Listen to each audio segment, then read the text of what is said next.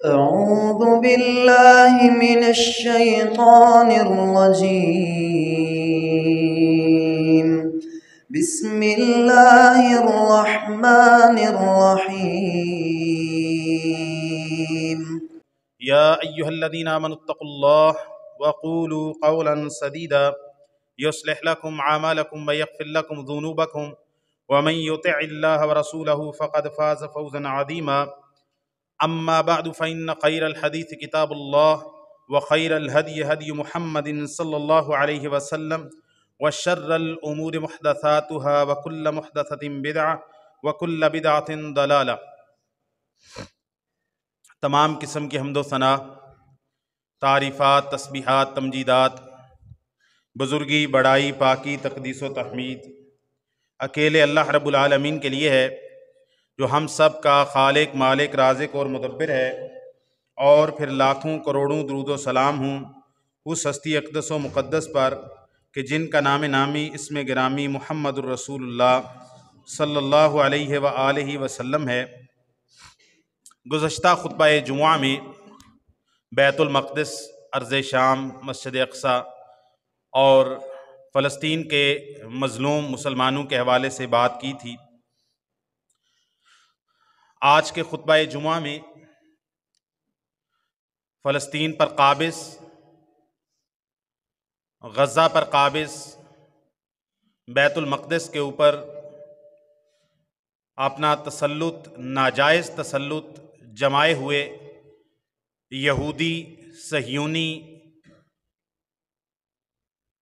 جو قوم ہے اس کے حوالے سے قرآن مجید کی روشنی میں چند باتیں آپ کے سامنے رکھوں گا کہ یہودی جو آگے چل کے صہیونی تحریک کے اندر ڈھلتے ہیں، ان کی تاریخ کیا ہے، ان کے تاریخ کے اندر کردار کیا ہیں،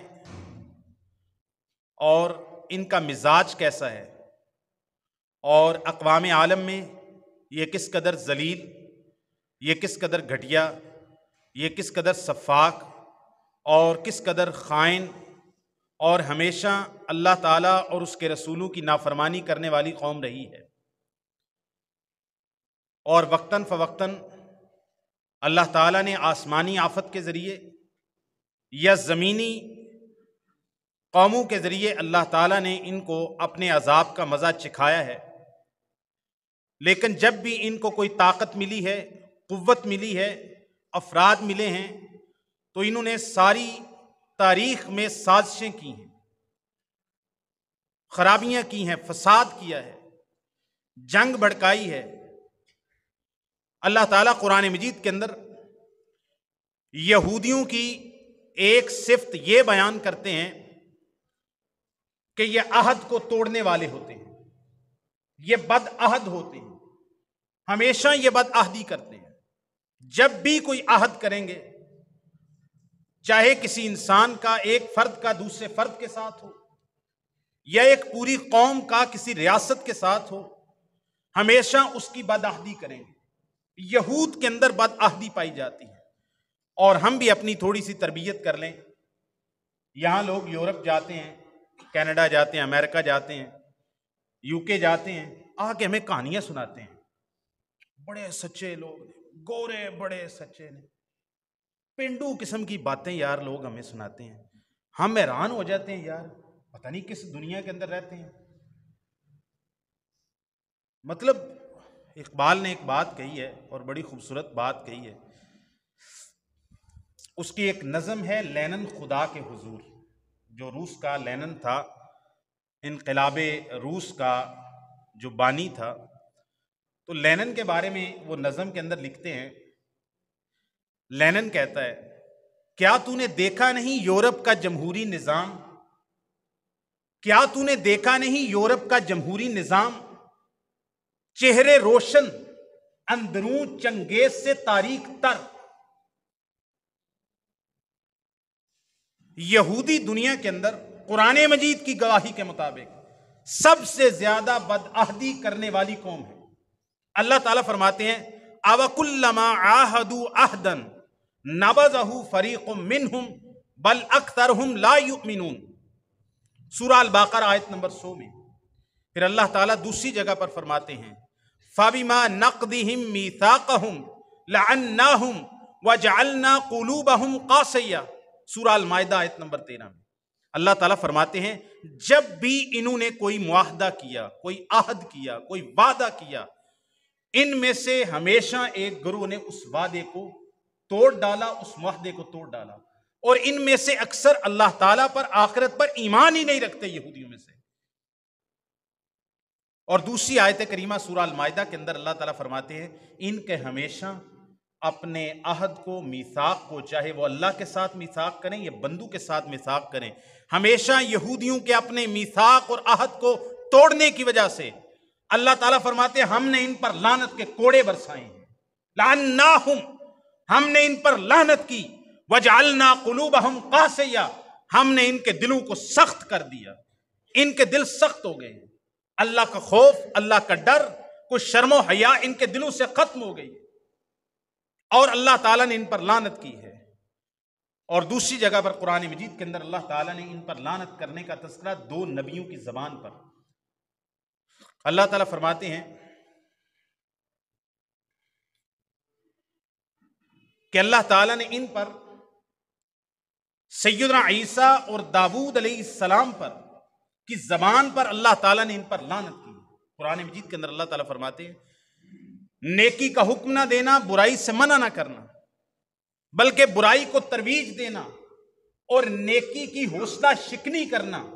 इस वजह से अल्लाह ताला फरमाते हैं लुइनल्लज़ीना कफरू मिन बनी इस्राईल अला लिसानी दाऊद व ईसा इब्न मरियम ज़ालिका बिमा असव व कानू यअतदून।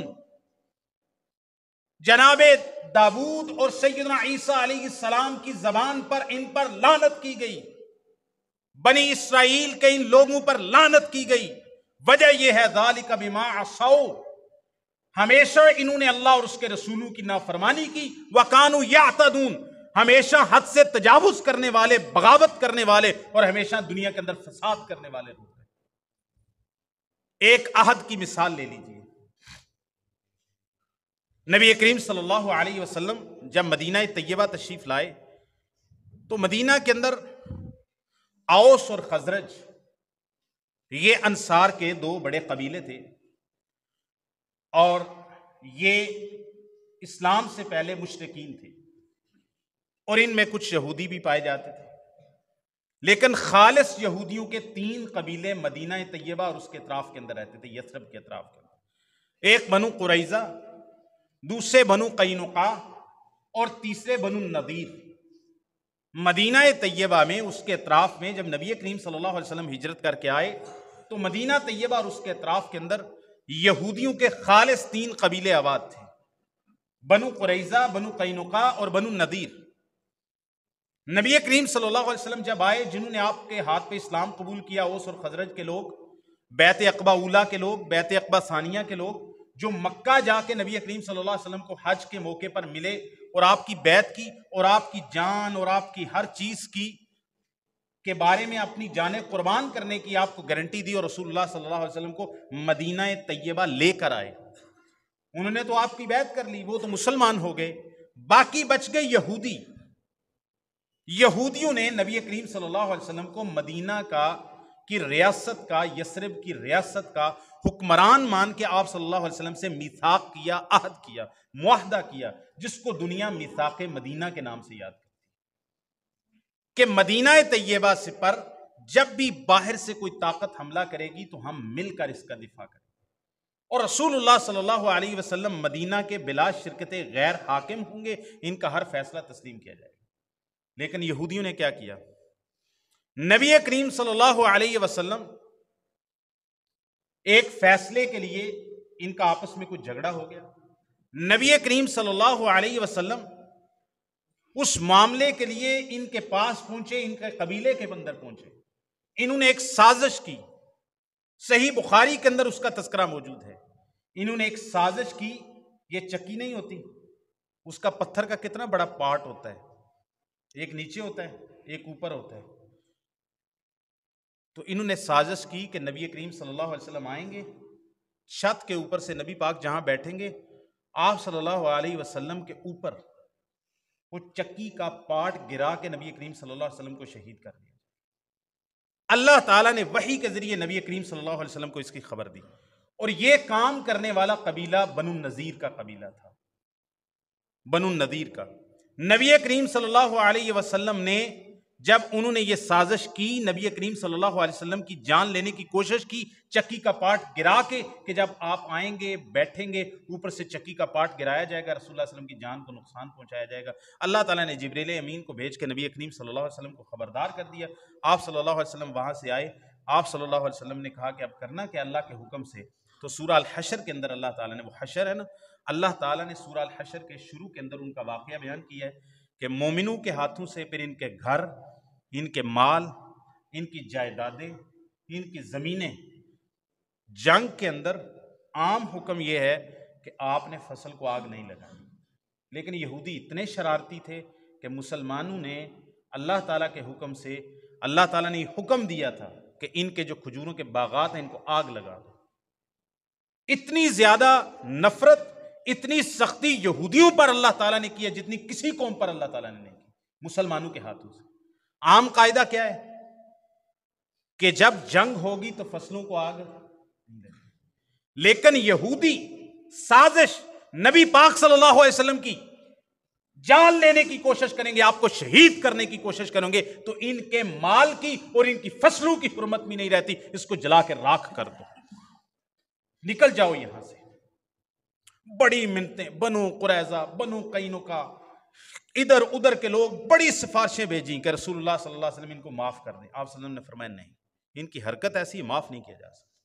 پھر آپ نے فرمایا ان کو جلا وطن کر دو، یہاں سے نکل جائیں، یہاں نہیں رہ سکتے. کہاں جاؤ؟ جہاں مرضی جاؤ، خیبر چلے جاؤ اور کسی جگہ چلے جاؤ، مدینہ نہیں رہ سکتے.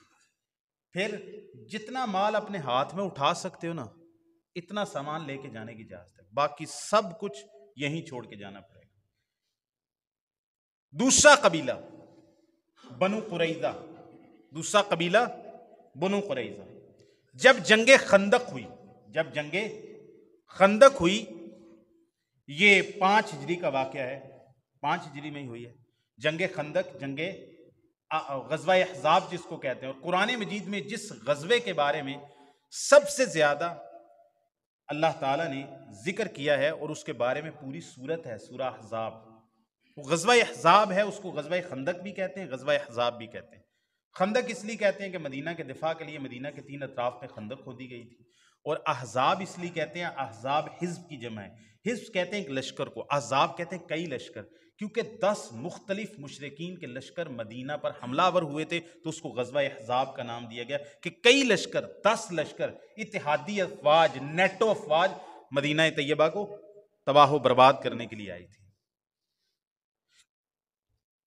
معاہدہ کے مطابق بنو قریظہ جو مدینہ میں موجود تھے، باہر سے مدینہ پہ حملہ ہوا، خندق ہو کے اس کا دفاع کیا گیا، تو مل کر مسلمان اور یہودی آپس میں اس کا دفاع کریں گے. بنو قریظہ نے راتوں رات سازش کر کے مشرکین کی مدد کی، ان کے ساتھ جا کے مل گئے، یہاں تک کہ ان کو راستہ بتایا کہ کہاں سے وہ خندق کو پھلانگ کے، کہاں پر خندق کی چوڑائی کم ہے یا کہاں پر خندق نہیں ہے جس پر پہاڑی سلسلہ ہے، اور اس طرف رسول اللہ صلی اللہ علیہ وسلم نے پیرے لگوا رکھے تھے. تو ہم آپ کو مدینہ میں داخل ہونے کی راستہ دیں گے، بتائیں گے، آپ کو گائیڈ کریں گے، اور آپ مدینہ میں داخل ہو کے محمد صلی اللہ علیہ وسلم اور ان کے ساتھیوں کا نعوذ باللہ قلع کما کرتے ہیں، اور پھر ہم آپس میں مل بانٹ لیں گے اور مدینہ کی ریاست ہمارے ہاتھ میں آ جائے گی. کیونکہ مشرکین تو لڑنے آئے، انہوں نے اپنے وطن واپس چلا جانا ہے مدینہ کو فتح کر کے، تو بعد میں اس کے حکمران ہم بن جائیں گے. اللہ اکبر. بنو قریظہ کا واقعہ اتنا ایمان افروز ہے، اتنا ایمان افروز ہے، اتنا ایمان افروز ہے، سبحان اللہ. یہ واقعہ پڑھ لیں تو بس بندے کا نا ایک تو دل ٹھنڈا ہو جاتا ہے، اتنا دل ٹھنڈا ہوتا ہے نا جی. میں یہ واقعہ بنو قریظہ کا صحیح بخاری میں سے اور کچھ پڑھوں نہ پڑھوں نا، ہر مہینے 2 مہینے بعد نا صحیح بخاری میں وہ بنو قریظہ والا واقعہ میں پڑھتا ہوں. اتنا میرا دل ٹھنڈا ہوتا ہے اس واقعے سے. آپ بھی سنیں گے نا، تاریخ کے اندر کسی قوم کے ساتھ ایسا سلوک اور ان کو ایسی عبرتناک سزا اللہ تعالیٰ نے نہیں دی جتنی ان کو دی ہے. سبحان اللہ. اب ہو گیا 1 مہینے تک محاصرہ رہا.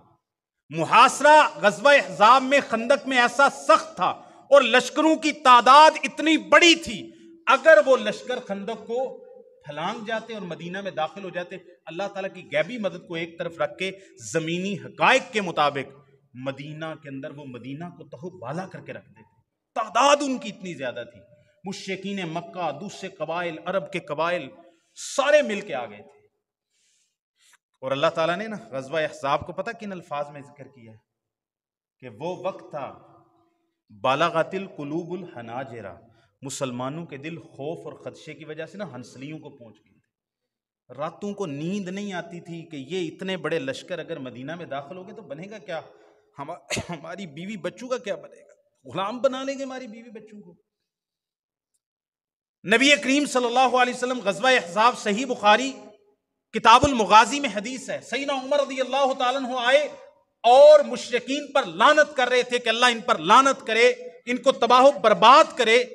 یا رسول اللہ، میری عصر کی نماز اتنی لیٹ ہو گئی کہ سورج غروب ہونے سے تھوڑی دیر پہلے پڑھی ہے.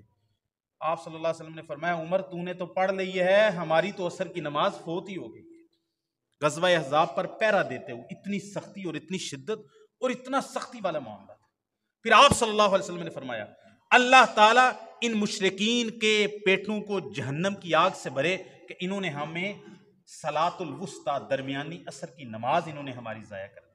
پھر رسول اللہ صلی اللہ علیہ وسلم نے مغرب کا وقت ہوا، پہلے عصر کی نماز پڑھی، پھر مغرب کی نماز پڑھی اور اس کے بعد پھر جا کے اس کے وقت پر عشاء کی نماز پڑھی. یہاں پر ایک فقہی مسئلہ بھی نکلتا ہے، یاد رکھ لیں. نمازیں اللہ نے جس ترتیب سے فرض کی ہیں، اگر آپ کی نماز قضا بھی ہو جائے اس ترتیب سے ہی پڑھیں گے، اس ترتیب کو آگے پیچھے نہیں کر سکتے. لوگ کیا کرتے ہیں، ظہر کی نماز رہ گئی ہے نا، سفر میں تھے سوئے رہ گئے، عصر دی نماز آ گئی تو پہلے عصر دی نیت کر کے پڑھیں. اے اللہ دی ترتیب نو تسی برباد کر رہے ہو، یہ کون سا مسئلہ ہے جی؟ معذرت میں نے وہ لفظ تھوڑے سخت بول دیے، تو مجھے یہ کہنا چاہیے تھا کہ یہ اللہ تعالیٰ کی ترتیب کو خراب کر رہے ہیں. پہلے ظہر کی نماز اللہ نے فرض کی ہے، ترتیب اللہ کی کتاب میں، رسول اللہ کی سنت میں یہی ہے، پہلے آپ ظہر پڑھیں گے پھر عصر پڑھیں گے. آپ ایسے کیسے کر سکتے ہیں کہ پہلے آپ عصر پڑھیں تو پھر بعد میں ظہر پڑھیں؟ نبی پاک صلی اللہ علیہ وسلم نے غزوہ احزاب میں عصر کی نماز فوت ہوئی تو پہلے مغرب کا وقت ہو گیا، مغرب کی اذان ہو گئی ہے، تو پہلے کیڑی پڑھنی چاہیے تھی جڑا اسی پاکستان چ کرنے ہیں؟ پہلے مغرب پڑھنے ہیں نا. نبی پاک نے پہلے عصر پڑھی پھر مغرب بعد میں پڑھی، حالانکہ مغرب کا وقت ہو. یہ مسئلہ یاد رکھ لیں، جہاں بھی کوئی نماز آپ کی قضا ہو جائے تو آپ نے پہلے ترتیب کے اعتبار سے جو اللہ نے ترتیب لگائی ہے پہلے وہ نماز پڑھنی، بعد میں دوسری نماز آپ نے پڑھنی ہے جس کا وقت ہو گیا. اچھا، پھر مسلمانوں پر بڑا صبر کیا مسلمانوں نے. غزوہ احزاب کا کبھی واقعہ تفصیل سے انشاءاللہ بیان کریں گے خطبے کے اندر. 1 مہینے کا محاصرہ رہا، پھر اللہ تعالیٰ نے آندھی بھیجی، طوفان بھیجا، بارش بھیجی، پھر مشرکین کے خیمے اکھڑے اور پھر وہ ہر چیز چھوڑ کے بھاگے. جو باہر سے اتحادی نیٹو افواج آئی تھیں وہ تو بھاگ گئیں. اب بنو قریظہ انہوں نے اندر کھاتے مدد کی تھی. صحیح بخاری کے اندر حدیث ہے، نبی پاک صلی اللہ علیہ وسلم گھر آئے. واللہ اس کو نا محسوس کرنا، اس واقعے کو نا اپنے دل کے اندر محسوس کرنا اور آپ کو نا ایمان کی لذت محسوس ہو جائے گی اور یہودیوں سے جو نفرت ہے نا اس کے اندر اضافہ ہو جائے گا اور اسلام سے آپ کی محبت بڑھ جائے گی. نبی پاک آئے 1 مہینے کے محاصرے کے بعد، نہائے نہیں، غسل نہیں کیا، کپڑوں پر، جسم پر، بالوں پر گرد و غبار ہے. نبی کریم صلی اللہ علیہ وسلم اپنا اسلحہ، اپنی تلوار، اپنی زرہ وغیرہ اتار کے رکھ رہے ہیں اور رسول اللہ صلی اللہ علیہ وسلم غسل کرنے کے لیے غسل خانے میں تشریف لے جا رہے ہیں. تو سیدنا جبریل امین آئے، صحیح بخاری کی حدیث پڑھ رہا ہوں. انہوں نے کہا یا رسول اللہ کہاں جا رہے ہیں؟ فرمایا جبریل 1 مہینے کا محاصرہ گزرا ہے، گرد و غبار، کپڑے نہیں بدلے، نہائے نہیں ہیں، تو میں کپڑے تبدیل کرنا چاہتا ہوں، غسل کرنا چاہتا ہوں، تازہ ہونا چاہتا ہوں. جبریل کے الفاظ سنے، سبحان اللہ.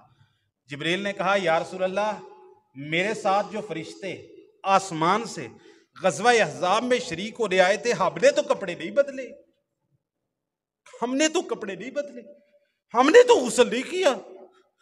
نبی پاک صلی اللہ علیہ وسلم نے فرمایا جبریل حکم کیا ہے؟ ظاہر اللہ کے رسول تھے، اشارہ سمجھ گئے. کہ جبریل ان الفاظ سے کہہ رہے کہ آپ غسل کر رہے، کپڑے بدلے یا رسول اللہ؟ ہم تو آسمان سے لڑنے آپ کے ساتھ آئے تھے، ہم نے غسل نہیں کیا، ہم نے نہیں کپڑے بدلے ابھی تک۔ فرمایا جبریل حکم کیا ہے؟ جبریل کے الفاظ تھے، فرمایا الا بنی قریظہ، یا رسول اللہ ابھی بنو قریظہ کی طرف اللہ کا حکم ہے، کپڑے نہیں بدلنے، غسل نہیں کرنا، ابھی کے ابھی آپ اور اپنے صحابہ کو حکم دے کہ بنو قریظہ کی طرف کوچ کریں۔ اس موقع پر نبی پاک صلی اللہ علیہ وسلم باہر نکلے اور صحابہ کو کہا کہ ابھی کے بھی بنو قریظہ کے قبیلے کی طرف کوچ کریں اور جا کے ان کے قبیلے کا اور ان کے علاقے کا محاصرہ کر لیں۔ اور آپ نے فرمایا جو بھی بندہ ہے عصر کی نماز تم نے جا کے بنو قریظہ میں پڑھنی ہے۔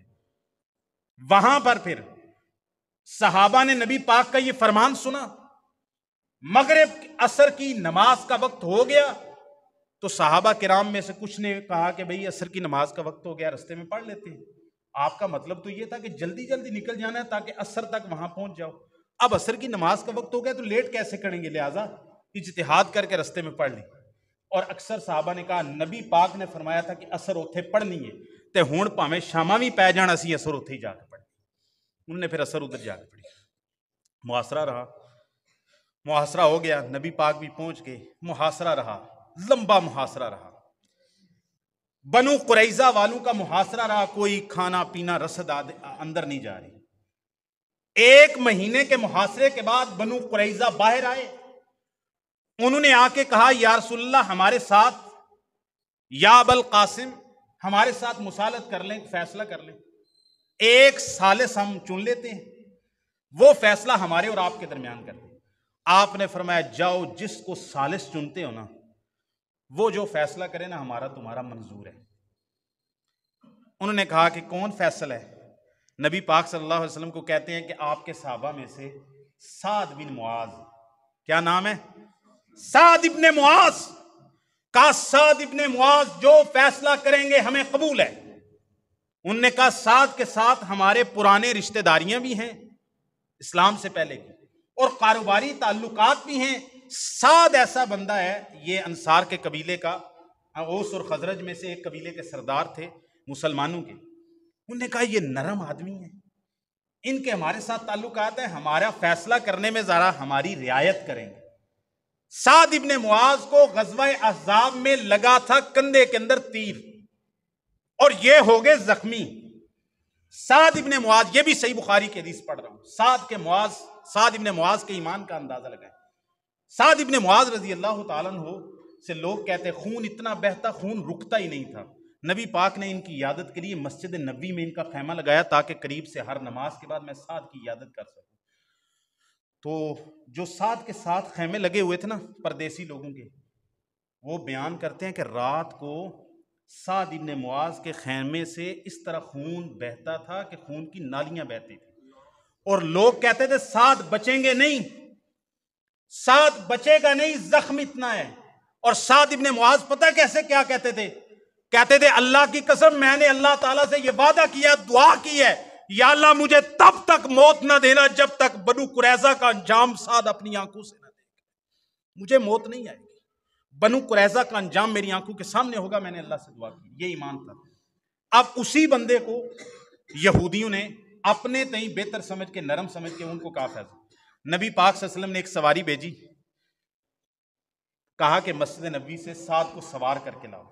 سعد سوار ہو کے آئے، جب بنو قریظہ کے قبیلے کے پاس پہنچے، نبی پاک بھی موجود ہیں، سامنے بنو قریظہ ہیں۔ آپ نے فرمایا، یہودیوں کو کہا قوموا الی سیدکم، اے اپنے سردار کا اٹھ کے استقبال کرو۔ یہودی آئے، انہوں نے کہا یا رسول اللہ صلی اللہ علیہ وسلم نے فرمایا سعد تجھے پتہ ہے معاملہ کیا ہے؟ نہیں یا رسول اللہ۔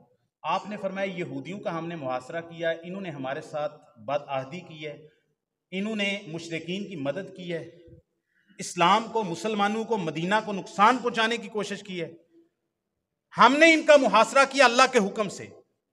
انہوں نے یہ کہا ہے کہ سعد جو فیصلہ کر دیں ہمیں قبول ہے۔ سعد، محمد صلی اللہ علیہ وسلم آگے سے کہتے ہیں سعد ہم بھی تجھے اپنا فیصل مانتے ہیں، یہودی بھی تجھے اپنا فیصل مانتے ہیں، سعد جو فیصلہ تو کر دے محمد رسول اللہ کو بھی قبول ہے اور اللہ تعالیٰ کو عرش پر قبول ہے۔ اور یہودی بھی مان رہے ہیں۔ سعد ابن معاذ رضی اللہ عنہ نے فرمایا یا رسول اللہ میرا فیصلہ قبول ہے؟ یہودیوں کو کہا تمہیں قبول ہے؟ فرمایا ہاں۔ انہوں نے کہا یا رسول اللہ میرا فیصلہ یہ ہے کہ ان میں سے جتنے مردانے جنگی ہیں، جتنے جنگ لڑنے کے قابل نوجوان ہیں، سب کو قتل کر دیا جائے۔ جن کا بالغ ہونا معلوم نہیں، ان کے زیر جامہ تلاشی لے کے معلوم کر لیا جائے کہ جس کے زیر ناف بال ہیں وہ بالغ ہو چکا ہے، اس کو بھی قتل کر دیا۔ ان کی عورتوں کو لونڈیاں بنا لیا جائے اور نابالغ بچوں کو غلام بنا لیا جائے، بوڑھوں کو غلام بنا لیا جائے۔ یا رسول اللہ میرا یہ فیصلہ ہے۔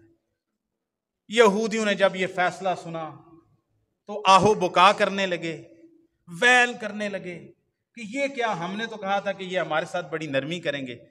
جب سعد نے یہ فیصلہ کر دیا نا، میرے نبی کریم کا چہرہ کھل اٹھا اور آپ صلی اللہ علیہ وسلم نے سعد سے کہا سعد تجھے پتہ ہے تو نے کیا فیصلہ کیا ہے؟ فرمایا یا رسول اللہ کوئی غلطی ہو گئی فیصلہ کرنے میں؟ آپ نے فرمایا سعد جو تو نے زمین پر فیصلہ کیا ہے، عرش معلی پر کائنات کے رب کا بھی بنو قریظہ کے بارے میں یہی فیصلہ تھا۔ تیرے فیصلے نے رب کے فیصلے کی موافقت۔ بنو قریظہ کو تہہ تیگ کیا گیا، ایک نوجوان مردانے جنگی بالغ بندہ ان میں سے نہیں چھوڑا گیا۔ بنو قریظہ میں سعد ابن معاذ کا فیصلہ یہ بتاتا ہے کہ یہودی کتنے شیطان ہیں، یہودی کتنے فسادی ہیں کہ بنو قریظہ کے اندر جو ان کے ساتھ ہوا، بنو قریظہ والا واقعہ ہی یہودیوں کے ساتھ ہونا چاہیے۔ یہ اتنے شیطان ہیں کہ ان کے ساتھ یہی فیصلہ کیا جائے گا، ورنہ یہ دنیا کو امن کے ساتھ رہنے نہیں دیں گے۔ اور بات سنیں آخری، نبی کریم صلی اللہ علیہ وسلم نے فرمایا، یہ میں نے پہلے بھی سنائی تھی، اب میں نے ایک ہی صفت ان کی بیان کی ہے، 11 صفتیں میں نے بیان کرنی تھی یہودیوں کے جو قرآن مجید کے اندر آئی ہیں، تو جمعے کا وقت ختم ہو گیا۔ یہودیوں کے ساتھ یہی کچھ ہونا ہے۔ یہ جہاں بھی گئے ہیں نا، قرآن مجید بتاتا ہے ہر جگہ سے نکالے گئے ہیں، ہر جگہ سے مارے گئے ہیں۔ کیوں؟ ان کے جرائم، انبیاء کو قتل کیا انہوں نے۔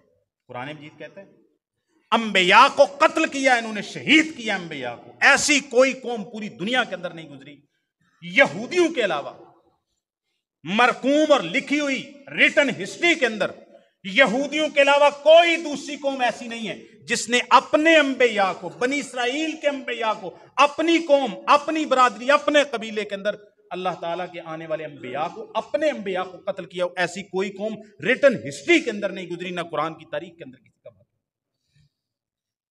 آپ قوم صالح کو لے لیجئے، اونٹنی کو قتل کیا ہے، صالح علیہ السلام کو قتل نہیں کیا۔ شعیب علیہ السلام ان کی بات نہیں مانی، ناپ تول میں کمی کی ہے، لیکن شعیب علیہ السلام کو قتل نہیں کیا۔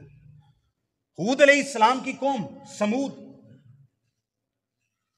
انہوں نے بڑی برائیاں کی، شرک کیے، لیکن ہود علیہ السلام کو قتل نہیں کیا۔ ابراہیم علیہ السلام کی ایک قوم تھی نمرود کی، جنہوں نے ان کو آگ میں ڈال کے قتل کرنے کی کوشش کی، اور اس کے بعد یہ یہودی بنی اسرائیل کے لوگ تھے جنہوں نے انبیاء کو قتل کیا، زکریا علیہ السلام کو شہید کیا، انبیاء پہ تہمتیں لگائی ہیں۔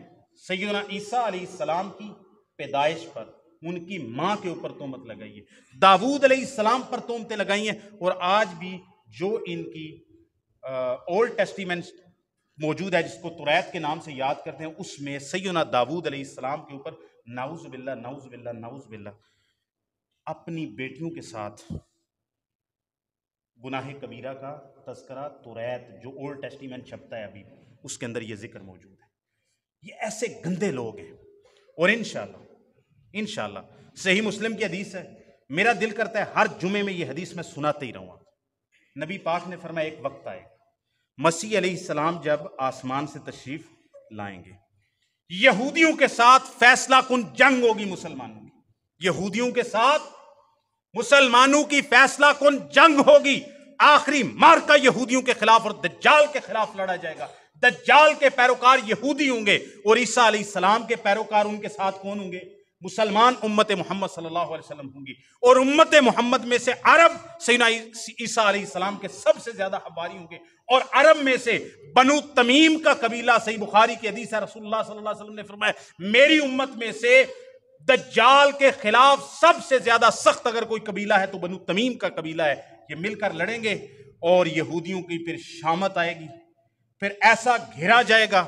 رسول اللہ صلی اللہ علیہ وسلم نے فرمایا یہ کسی پتھر کے پیچھے چھپیں گے، کسی पत्थर के पीछे छुपेंगे, पत्थर बोल के कहेगा मुसलमान को मिन वराई यहूदियुन फक्तुल, मेरे पीछे यहूदी छुपा है, मुसलमान इसको मार दे। किसी दरख्त के पीछे छुपेंगे, दरख्त बोल के कहेगा कि मेरे पीछे यहूदी छुपा है, इसको मार दे। एक गरकद दरख्त है, नबी पाक ने फरमाया गरकद हुवा शजरतुल हिया शजरतुल यहूद, ये यहूदियों का दरख्त है, ये मुनाफिक दरख्त है।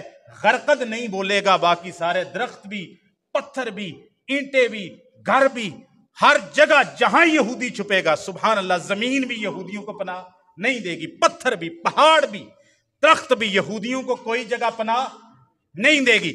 आज गजा के ऊपर बमबारी कर रहे हैं, 3000 बंदे मार चुके हैं, उनमें से 1000 बच्चा है।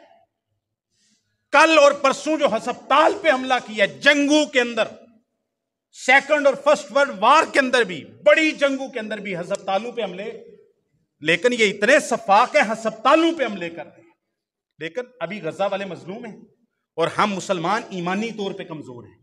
हमारे हुक्मरान तो गैरत से और हमीयत से खाली हैं, अपने मफादात में जकड़े हुए हैं और उन्हीं यहूदियों की लाबियों के तहत जकड़े हुए हैं।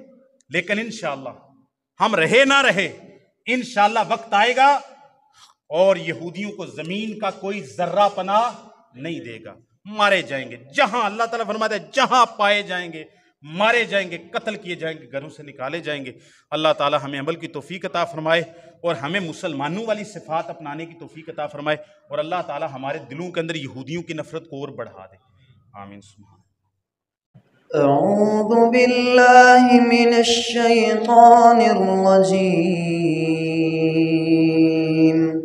बिस्मिल्लाहिर रहमानिर रहीम।